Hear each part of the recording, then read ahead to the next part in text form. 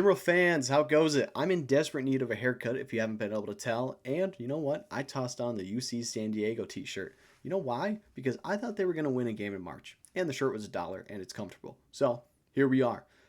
I've got a weird one for us here today. Yeah. If you look over there, you're going to see I got four trades for us. Four trades with four rivals in the West. Why would we ever trade with someone in the West? I don't know. We like what they're giving us. It's a good deal. We've done it with other teams. We've done it with the Jazz more recently. But we don't trade a ton with teams in the West, to be 100% honest. It's a lot of East to West type of stuff, but let's see it. I think we could get weird with it and have four really good trades here. Firstly, obviously, we're looking to end the Lakers' center woes here. So you obviously know who we're going to be trading. That's right. Rudy Gobert would be going to the Lakers along with Leonard Miller and Jalen Clark, which sucks. But those three, I mean, Leonard Miller's not playing. Jalen Clark is coming into his own, but he's not an established player. And Rudy makes $35 million a year and could help the Lakers with their center issues while we could use him to get some cheaper options on the team and be able to move around a little more fluidly instead of being so locked in with, at this point, five guys are stuck on the roster for a while, which is fine. It's fine. But it gives us a little more fluidity, which is great. So the four guys we'd be getting back for Rudy, Clark, and Miller would be Austin Reeves. Tell me how you guys feel about that one. I like it. I think he's not going to fit alongside Luka long term. I don't think it makes a lot of sense. Him and LeBron made a lot more sense. LeBron can be off ball more, where Luka needs the ball at all times to be the player that he needs to be. Then alongside that, we're getting the one and only Jared Vanderbilt back. That'd be awesome. I would take Vandal back in a heartbeat. I loved him on the team when we were complete ass. And I think there's a little bit of bad blood with how we got rid of him for Rudy. But guess what? We're making it up by trading Rudy for him. Welcome back, Vando. Then we'd be getting, I don't know how you guys are going to like this one, but we're going to be taking on Gabe Vincent. End of the day, he's not a bad player. He's on a 1-year deal at this point, $11.5 million. That's manageable. It's barely more than what Conley's making. And I like the guy. I think he could turn back into what he was in Miami. Miami, by the way, holy cow, they just turned him out. Um, and then alongside him, we're going to be taking on Jackson Hayes because he's going to help back up Nas as soon as Nas comes in to be the starter when Rudy gets traded in this trade. It makes sense. Let me know what you guys think. I know we have some bad blood with the Lakers on this channel. I see you guys interacting. We don't like the Lakers. I get it. Why would we ever want to help them? Because we'd be hurting them at the same time, taking some of their best role players. Makes sense. I think it isn't a bad trade for anyone involved, and both teams would be able to prosper from it. So let me know if it makes sense to you guys, and we're going to get into the next one here. This one is definitely funky. I think it, again, makes sense for us. We're getting a younger player, cheaper guy, but we're going to have to pay him because he is on the last year of his deal. So we're going to be trading Dante DiVincenzo and Leonard Miller to the Nuggets. That's fine, whatever. Give them more shooting, just what they need on that team, right? They're not dangerous enough when it comes to shooting. For Christian Braun and Zeke Naji. Now, Zeke Naji, he's a fine player.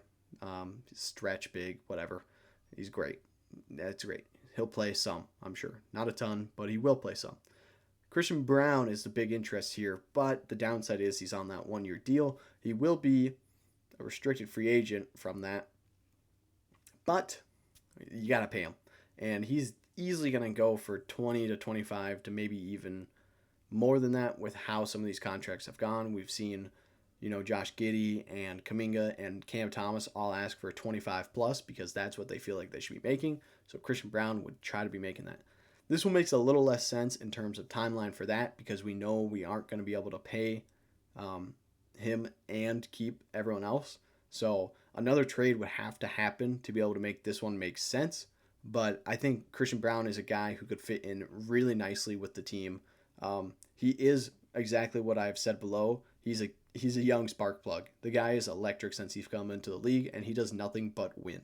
He went in his senior year of college. He won the state championship. The next year, or 2 years later, or something like that, he won with Kansas the national championship. And then his rookie year in the NBA, guess what? He plays a pivotal role on the Nuggets' finals push. The guy wins at the end of the day, and he does his best to just win. So I want winners on the team. He fits in perfectly. Let's get the guy and figure out how to pay him. Let me know what you guys think, though. As always, I love reading the comments when you guys, question the trades that I've made. Again, looking at another team that's recently won some championships, and they're struggling to be able to pay all their guys, especially after this next year. We know they're going to have to pay some guys, or some guys' contracts are going to get elevated up, and so a lot of bench guys are going to have to go. That team obviously is OKC. Congrats on your finals, bastards. But I think they have some guys on their team that could fit in nicely with our timeline, as well as they're currently on longer term deals, both a 3 and a 4 year deal, making about 10 and 8 million a year themselves. Those guys are Andrew Wiggins. Wow. Yeah, I can't read. It's Aaron Wiggins and Jalen Williams. Yeah, I think Jalen Williams could be a good backup center for us, especially because I am totally expecting the Timberwolves to move away from Rudy's contract and get out of the first apron within the next year. So I think Jalen Williams could make a lot of sense. And then Aaron Wiggins, I like him. He needs somewhere that he can play consistently, and I think that could be in a backup role for the Timberwolves at a guard position, whether that's point guard or shooting guard. He could play more consistent minutes there and not be buried in the depth charts that is OKC, just stashing away all their first round picks in there. Now, what we're giving up, I think it makes sense for OKC in a sense that, yeah, they're taking on $2 million more in cap, but they're not going to have to pay them anytime soon. Dante DiVincenzo is the big one of this. He's making almost $12 million, 2 years.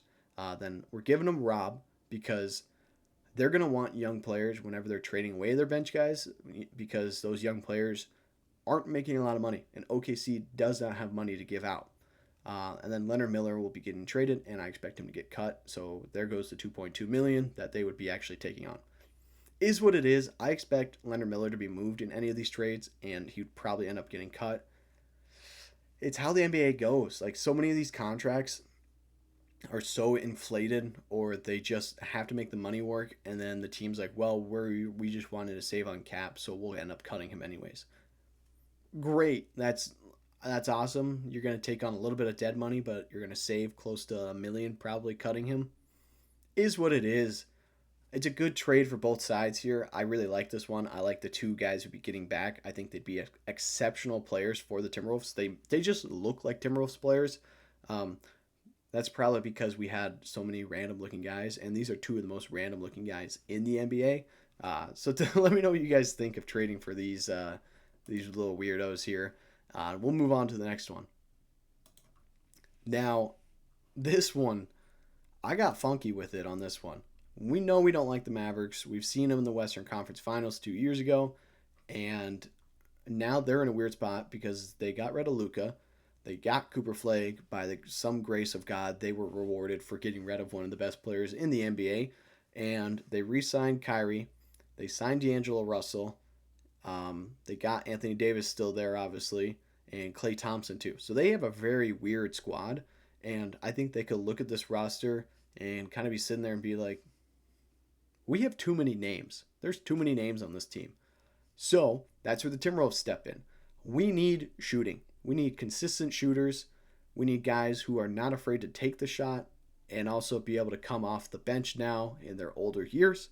So while we're sending away Dante DiVincenzo, he's a shooter, consistent. I understand making him go bye-bye isn't that smart.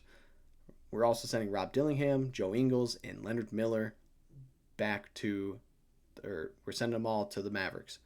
In return, though, we're getting one of the best shooters of all time. Say what you want. It's Klay Thompson. We're getting Klay Thompson in this trade, and we're bringing home D'Lo.